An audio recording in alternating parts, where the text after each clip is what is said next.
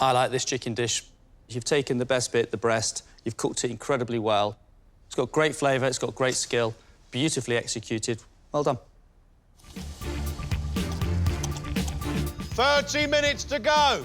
Half an hour. Come on, chefs. So far, 23-year-old head chef Matthew has remained calm under pressure and delivered some outstanding food.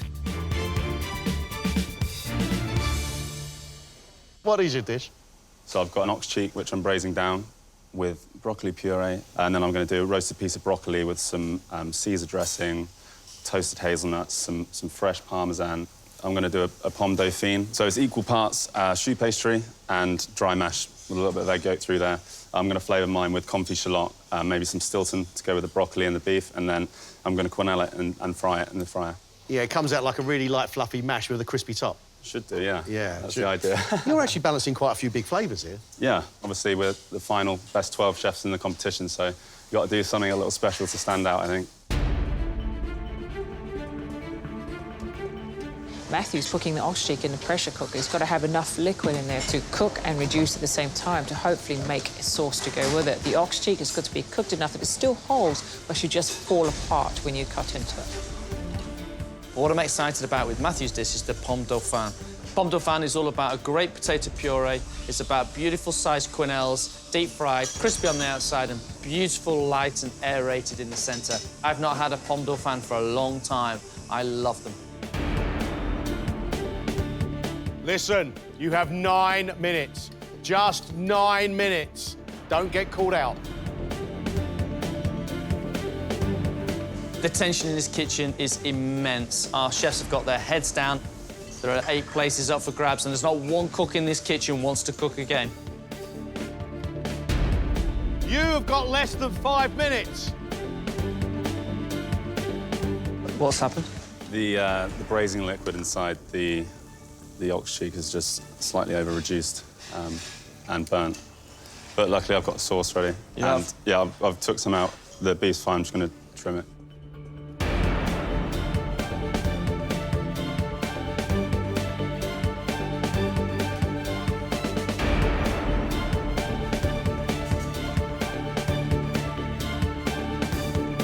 Time's up. Your time is up. Thank you. How was it? Yeah, good, good. Low down, low down. How was it? First up is Michelle. She has served pan-roasted cod with a tempura courgette flour stuffed with a cod and chervil mousse, pickled shallot rings, baby onions, rainbow chard, a lemon and juniper gel, and a clam beurre blanc.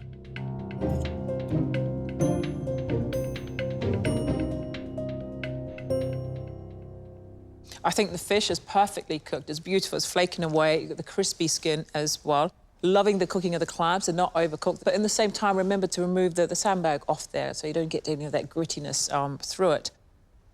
I love the crispy courgette flour with the hint of cod, nicely seasoned. But you've also got real sharpness in those little pearls of onions and in that gel. I like that. Michelle, it's nicely presented, but for me, the dish is flat. I want a little bit more seasoning, a little bit more flavour on the cod. The sauce is a little bit weak and bland. It doesn't pack any flavour. The mousse is a little bit on the firm side for me. I'm not excited by the dish, Michelle.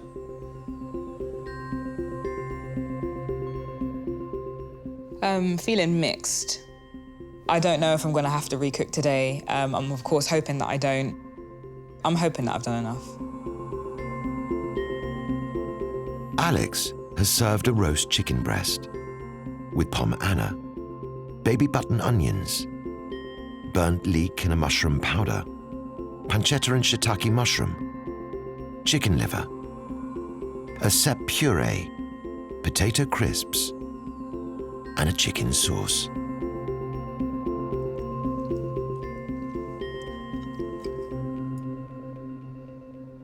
I like this chicken dish. You've taken the best bit, the breast, you've cooked it incredibly well. It's got great flavour, it's got great skill, beautifully executed. Well done. There are things on here I wouldn't ever thought of doing. Liver with it. It's just lovely. The leek with the peppery powder, Seps and the chicken together is my favourite. The meatiness of that sep, I think, is delightful. The pomme Anna is a little star on a side. It's stunning. I think it's a great tasting plate of food. I can breathe now after all that. Phew. To get those comments is just setting in slowly. Matthew's dish is braised ox cheek, served with a Stilton pomme dauphin, broccoli puree, roasted broccoli with a Caesar dressing, fresh parmesan and hazelnuts, parmesan crisps, and an ox cheek sauce.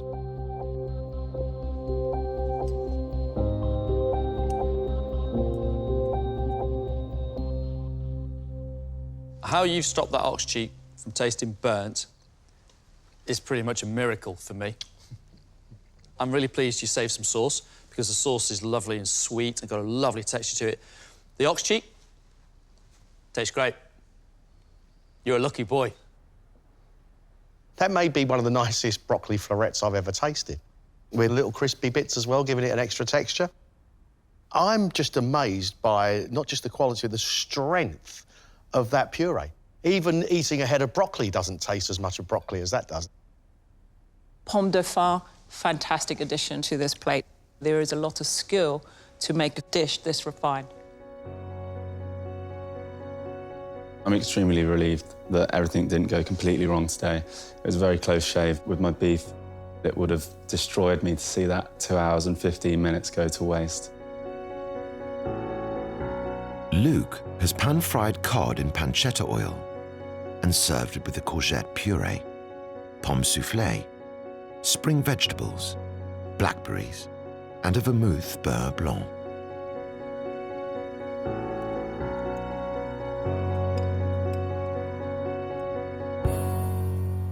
Nice presentation, Luke. Love the cookery of the asparagus, love the cookery of the cod, but where I'm getting a little bit confused here is the blackberries. I have no idea why they're there, because they don't, for me, work with cod and cream sauce. I like the sweetness of the broad beans. A courgette puree doesn't bring a great deal of flavour, but it's a nice texture. I like it. I've never had a crispy potato filled the way you've done it. Once you've filled it with something soft like that, they will tend to go soft very quick, but I quite like the idea. I like the vermouth going through the cream sauce. I would have stopped there. The blackberry doesn't work for me. I'm sorry, Luke. I'm not overly confident at the moment. The competition's really strong, and some of the dishes looked amazing, but who knows, it's still early days. Mark has served rabbit saddle stuffed with offal and black pudding wrapped in bacon on a bed of chard, a Kiev tortellini with a sourdough crumb, onion and thyme puree, vegetable fricassee, and a sherry reduction.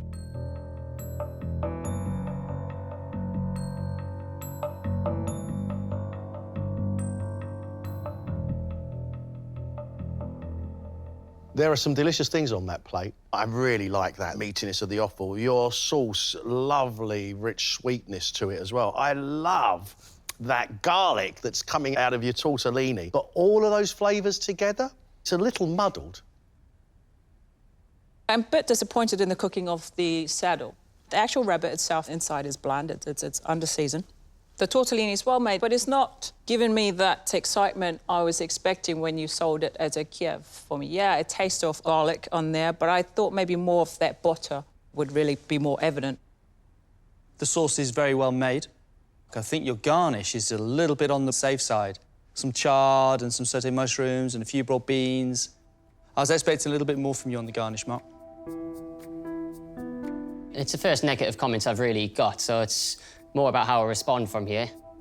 I think I will be cooking again, so it's a bit of like, get the energy levels up. There's no point in sitting back and moping around. Dean's dish is braised octopus with a mushroom and smoked paprika powder, pistachio and lemon quinoa, a garnish of heritage carrots, tomato, broccoli, and spring onion, croutons, and a spiced tomato sauce.